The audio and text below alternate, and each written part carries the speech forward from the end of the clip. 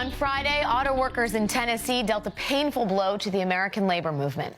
In a vote of 712 to 626, the 1,570 men and women of the Volkswagen plant in Chattanooga voted against joining the United Auto Workers Union. What happened in Tennessee?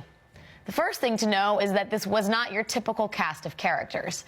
The plant's management, which is usually the biggest obstacle in a union drive, remained neutral during the campaign. Instead, thanks to Tennessee Republicans, the opposition forces were outside the plant. Republican Governor Bill Haslam announced that auto suppliers wouldn't relocate to Chattanooga if the workers joined the union. GOP State Senator Bo Watson threatened Volkswagen, warning that a unionized plant would have a very tough time winning tax breaks from the Republican-controlled state Senate. And Tennessee Senator Bob Corker, the city's former mayor and a man who 2 weeks ago pledged not to get involved, Bob Corker issued the following pronouncement just 2 days ahead of the vote. Should the workers vote against the UAW, Volkswagen will announce in the coming weeks that it will manufacture its new midsize SUV here in Chattanooga.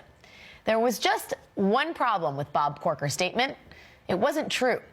The chairman of Volkswagen, Chattanooga, a man named Frank Fisher, responded almost immediately to Senator Corker, saying there is no connection between our Chattanooga employees' decision about whether to be represented by a union and the decision about where to build a new product for the U.S. market.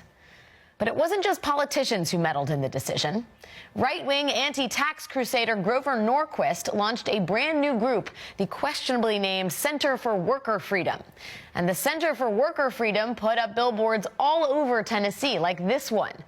This one that delivered the not-so-subtle suggestion of socialism, United Obama Workers. And this one meant to strike fear in the hearts of workers everywhere. Detroit, brought to you by the UAW. So they can't help with wages. You've got a facility that's the most advanced, environmentally sound facility in the world right here in Chattanooga, Tennessee. So what's this about? It's about one thing. It's about money, and it's about power. That's the one thing Senator Corker did get right in all of this. The fight over workers' rights and the battle over unionization is about exactly those things: money and power. Joining me now from Washington is the author of The Great Divergence, America's Growing Inequality Crisis and What We Can Do About It, Timothy Noah. Tim, thanks so much for joining the program, especially on this day when the conversation about fair wages is as relevant as it ever has been. Let me first get your thoughts about what went down in Chattanooga specifically. What struck me was the odd bedfellows here and the fact that VW took a neutral position on the potential unionization of its own employees and in some way was almost in support of it because the company, VW, has wanted workers' councils for some time, similar to what they have in Germany. And the first step to getting a workers' council is allowing employees to unionize.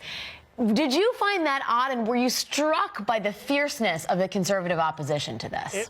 It was strange, and I think the simple way to describe what happened was that you had, as Republicans often accuse Democrats of doing, you had politicians interfering with private business. You had Volkswagen perfectly happy to see its plant unionize, but the local politicians couldn't tolerate it because they didn't want unions acquiring any power in the state of Tennessee for blatantly political reasons. It actually has nothing to do with what's happening in one individual plant. The local Republican establishment is terrified that unions are going to acquire political power in Tennessee. In a way, I find it kind of, even though obviously the defeat was very disheartening, I didn't know that Grover Norquist had gotten into the union busting business.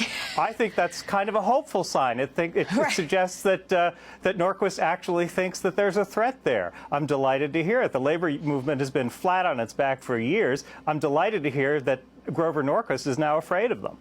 Well, and so part of the reason that they were fighting so hard against this was because it was unionization of a foreign company, and that could have set a very bad precedent. But also, to your point, unions in wherever they are tend to kind of create an infrastructure by which progressives, Democrats, the working class organize, and they vote more. If you look at the numbers, if you look at unionized states, voter turnout is greater in the top 10 unionized states, 58.9% compared to 42.1% in the least unionized states. Health insurance coverage is almost 6 percentage points, 5 percentage points greater in the most unionized states compared to the least unionized states. These are progressive principles. I mean, and voter turnout used to be a bipartisan issue, but given where a lot of Republican governors are, it doesn't seem so much these days. There are benefits to society writ large when there's a union in town, and that's beyond wages. That's what Haglund and Watson and Corker care about. It's definitely what Grover Norquist, of course. You think Grover Norquist cares whether a VW plant in Tennessee gets unionized or not?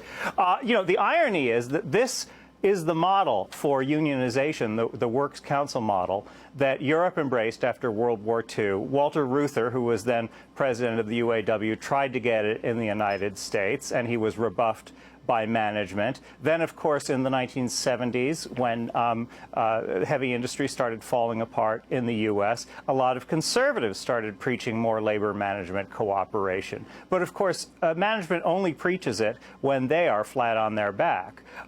When there's a situation where you might have workers and employers coming together on equal terms, conservatives and especially Republican politicians will oppose it. You know, Tim, you have talked about this in your book, and we've discussed it on the show. You track income inequality in this country, and it tracks almost parallel with the decline in power of unions. And one of the most distressing things about this UAW defeat, I think, was the notion, cementing this cultural idea that unions don't do much for workers. And everyone kept pointing to the differential in wages between those at the VW plant who make $14.50 an hour and those at GM, Ford, and Chrysler who make just under about $16 an hour, who are, of course, unionized. Part of the problem seems to be that this is almost a race to the bottom in terms of what the UAW and what unions have had to agree to. Effectively, they agreed to a two-tier wage system at the big three automakers, which has allowed them less running room to press for a more equitable and living wage. What is the future here as these sort of cultural norms become cemented in and around unions? Well, I would hope that we will see a revival of the labor movement. Obviously, it's not happening. We're not seeing it today. But, you know, when I speak to groups about inequality, what I tell them was, if you're interested in the problem of income inequality in the U.S. and you're not interested in reviving the labor movement, get interested in something else. Take up chess, because you're not going to get there without reviving the labor movement. Well, then, you know, Harold Meyerson has a piece out today that I think nails this a little bit. And he talks about how the UAW has supported the idea of organized labor, finds, you know, great welcome in NYU and in bastions of sort of liberal progressive thought. But then when it comes down to it, here you have workers on an assembly line in Chattanooga, Tennessee, who have turned down the option. And he makes the point that, as many unions have discovered, generally to their woe, the politics of race and culture often eclipse those of class in the U.S. And these sort of cultural memes around unions distracted from the actual economic benefits of them. The South has always been hostile territory for union organizing. You know, as Harold said, the culture war in the South trumps the class war. You already have, in a number of southern states, right-to-work laws, which means that even if they had unionized the plants, those who benefited from the presence of that union wouldn't have had to pay union dues if they didn't feel like it.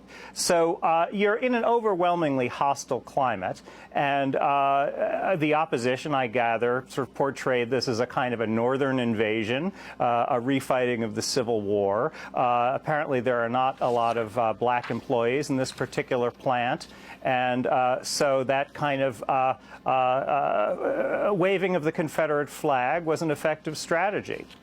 That's also that would explain also the sign "United Obama Workers," which speaks volumes in terms of the cultural differences in certain parts of the country. Author Timothy Noah, thank you as always for your time and thoughts.